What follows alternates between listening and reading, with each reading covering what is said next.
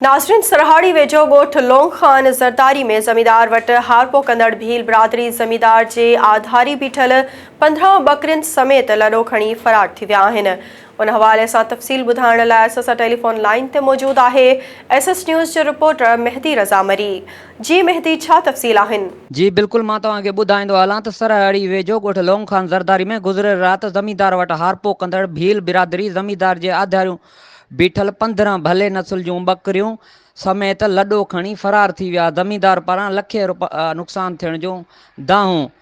उन मौक़े ते वापारी यूनियन जे सदर उबदार अली ज़रदारी ऐं सहाफ़ी फिदा हुसैन ज़रदारी ॿुधायो त अजमल भील ऐं केवल भील मूं वटि ज़री ज़मीन ते हारपो कंदा हुआ, जंहिंखे मूं कचा घर बि ठाराए ॾिना हुआ। उन्हनि राति देर सां मौक़े जो फ़ाइदो वठंदे ॿिनि नामालूम माण्हू सां गॾिजी मुंहिंजूं भले नस्ल जूं 15 बकरियूं ऐं लॾो खणी फ़रार थी विया आहिनि। अहिड़ो इतलाह असां सरहाड़ी थाणे ते बि ॾिनो आहे, पर अञा ताईं पुलिस पारां कार्रवाई नाहे कई वई। जी।